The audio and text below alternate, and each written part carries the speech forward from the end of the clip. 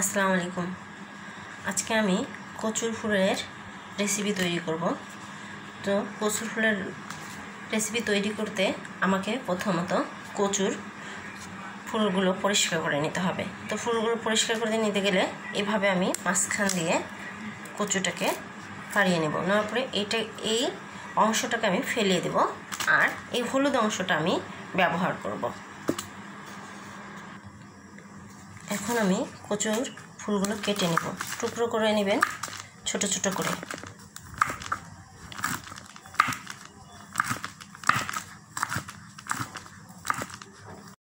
আমার কচুর ফুলগুলো কাটা শেষ। এখন আমি আলু ছিলে নিয়েছি, দুটো আলু দেব।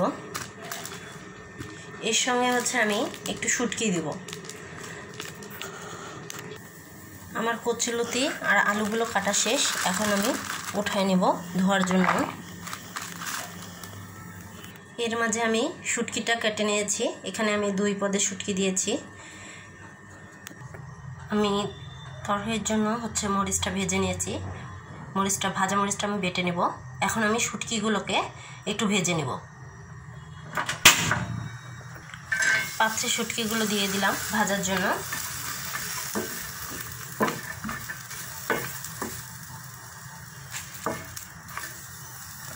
আমি শুটকিগুলো বেশি ভাজবো না, আমার শুটকিগুলো ভাজা শেষ। এখন আমি নামিয়ে নেব।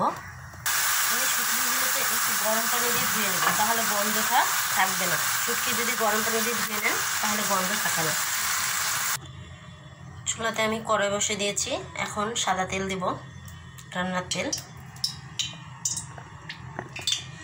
এখানে আমি কয়েকটা আস্ত জিরা দিব।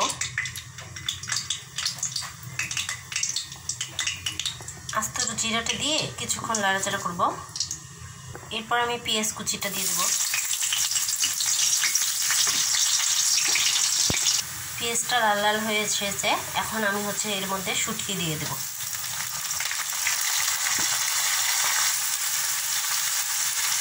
শুটকিটা দিয়ে কিছুক্ষণ আমি নাড়াচাড়া করব। শুটকিটা আমার ভাজা হয়ে গেছে।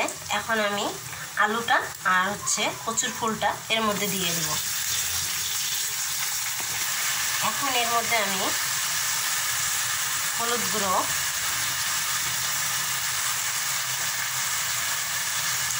লাল মরিচের গুঁড়া,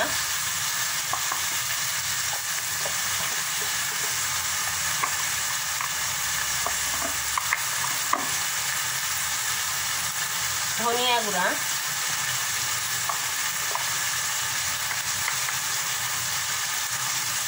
জিরা গুঁড়া দিব।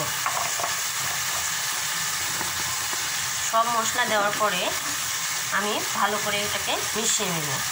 আর একটু আমি আদা রসুন পেস্ট দিয়ে দেব।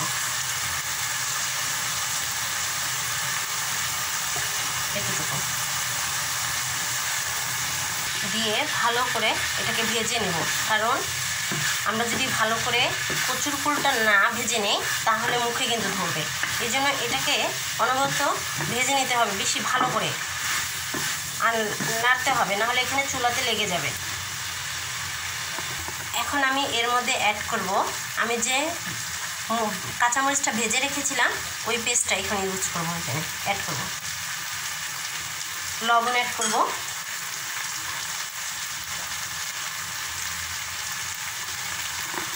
লবণ আপনাদের পরিমাণ মতো। এখন এর মধ্যে আমি পানি দিব। আমি যে মরিচটা পেস্ট করছিলাম হাতে বেটে, সেটা এখন আমি দিব, তার পানিটা।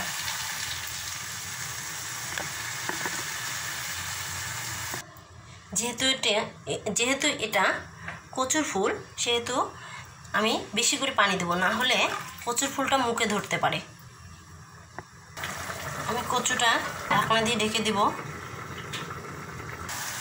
কচুর পানিটা যখন শুকিয়ে আসবে তখন আমি আলুগুলো ভেঙে দেব। আর কচুর ফুলটা যেন আস্ত না থাকে সেদিকে আমরা লক্ষ্য রাখবো। এইভাবে নেড়ে নেড়ে কচুর ফুলটাকে আমি ঘেটে ফেলবো, যেটাকে বলে ভর্তার মতো করে ফেলবো। আলুটাকেও আমি ওইভাবে ভর্তার মতো করে ফেলবো। আমার আলু আর কচুর ফুলগুলো ভেঙে নেওয়া হয়েছে। কিন্তু এখন এটাকে কী করতে হবে, নাড়তে নাড়তে দাঁড় করে ফেলতে হবে, মানে ভাজা ভাজা করতে হবে, না হলে এটা মুখে ধরবে। কচুর ফুল মানে ভালো করে যদি এটাকে ভাজা ভাজা না করেন তাহলে কিন্তু এটা প্রচুর মুখে ধরে।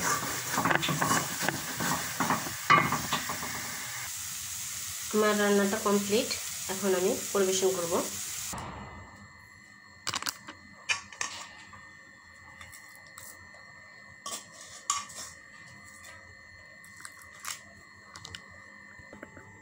হয়ে গেল আমার কচুর ফুলের রান্না। কিন্তু রান্নাটা খেতে অনেক স্বাদ হয়েছে। আপনারা রান্না করে জানাবেন, খেয়ে দেখবেন, আসলে অনেক স্বাদ।